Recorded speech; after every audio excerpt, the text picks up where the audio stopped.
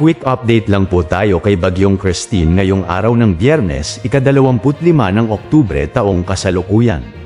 Sa pinakabagong bulletin na inilabas ng Pag-asa, si Bagyong Christine ay huling namataan 125 km sa may kanluran hilagang kanluran ng La Union, at taglay nito ang lakas ng hangin na aabot sa 95 km per hour malapit sa kanyang sentro, at may bugso na aabot naman sa 115 km per hour. At kumikilos ang bagyo pa northwestward sa bilis na 25 km per hour. Inaasahang magpapatuloy si Bagyong Christine sa paggalaw pakanluran sa mga susunod na 12 oras, at inaasahang lalabas ng Philippine Area of Responsibility mamayang hapon. Gayunpaman, may posibilidad na bumalik ito sa PAR sa Linggo o Lunes, dahil sa impluwensya ng isa pang papalapit na weather system. Habang binabagtas ni Christine ang West Philippine Sea, inaasahang mas lalakas pa ito, na may posibilidad na maabot pa nito ang mataas na status ng bagyo sa mga susunod na 24 oras. Dahil sa patuloy na paglakas ni Bagyong Christine, nakataas pa rin ang signal number 2 sa mga lungsod ng Ilocos Sur, La Union, Cagayan including Babuyan Islands, Isabela, Quirino, Nueva Vizcaya, Apayao, Kalinga, Abra, Ifugao, Mountain Province, Benguet, Ilocos Norte, Aurora, Nueva Ecija, Tarlac, Zambales, Bataan, Pampanga, Bulacan, Metro Manila, the northern portion of Cavite, the northern portion of Rizal, at dito sa may northern portion of mainland Quezon.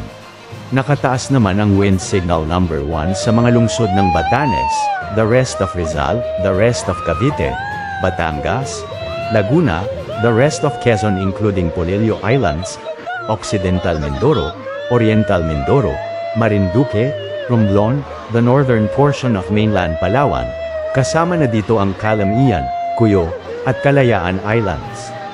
Dahil sa patuloy na pananalasa ni Bagyong Christine, asahan po natin ngayong araw ang malalakas na pag-ulan na magdudulot ng malawakang pagbaha sa iba't ibang lalawigan. Ang mga rehiyon tulad ng Pangasinan, La Union, Zambales, at sa may Bataan, na ngayon ay nakararanas na ang mga lugar na ito ng mataas na pagbaha, dahil sa patuloy na paglakas ng ulan na nasa pagitan ng 100 mm at 200 mm, na humahantong na sa mga mapanganib na kondisyon sa mga lugar na malalapit sa ilog.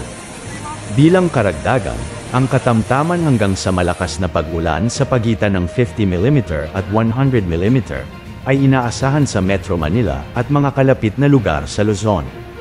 Ang Office of Civil Defense ay nag-ulat ng hindi bababa sa 10 nasawi, na may karagdagang pinsala sa maraming kabahayan at mga nawawalang tao dahil sa pananalasa ni Bagyong Christine.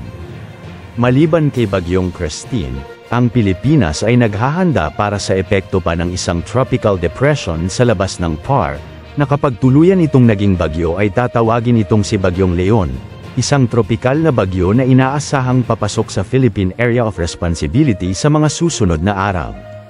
Ang bagyong ito ay mahigpit na nakasunod kay Severe Tropical Storm Christine, na nagdulot na ng malaking pinsala at pagkagambala sa buong Northern Luzon. Ang Pag-asa ay aktibong sinusubaybayan ang parehong mga bagyo, at nagbibigay ng napapanahong mga update upang matiyak ang kaligtasan ng publiko. Inaasahang magiging mas malakas na bagyo si Bagyong Leon habang papalapit ito sa Pilipinas, kung saan iminumungkahi ng mga meteorolohiko na pagtataya, na maaari itong tumindi at maging isang tropikal na bagyo, na posibleng ma-reach nito ang mataas na level ng typhoon category, habang ito ay gumagalaw sa paborableng kondisyon sa kapaligiran na nailalarawan sa pamamagitan ng mainit na temperatura sa ibabaw ng dagat at mababang paggugupit ng hangin. Ipinahiwatig ng Pag-asa na maaaring pumasok si Leon sa PAR sa Linggo, na posibleng makaapekto sa mga lugar na dinaanan ni Bagyong Christine.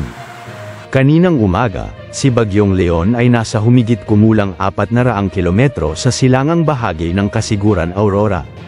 Ito ay tinatayang kikilos pakanluran, na may maximum sustained wind na inaasahang aabot sa 75 km per hour malapit sa gitna nito.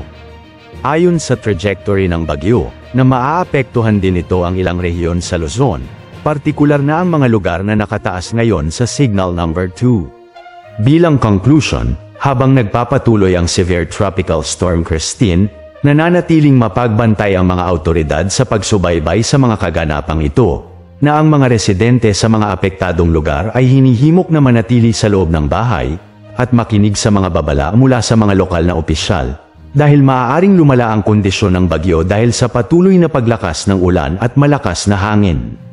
Lagi po tayong mag-ingat sa patuloy na paglakas ng bagyo, na posibleng magdulot ng landslide at matinding pagbaha, lalo na sa mga bulubunduking bayan at sa mga taong nakatira sa gilid ng bundok at malapit sa ilog. Hanggang dito na lamang po. Maraming salamat po sa inyong lahat at mabuhay po kayo.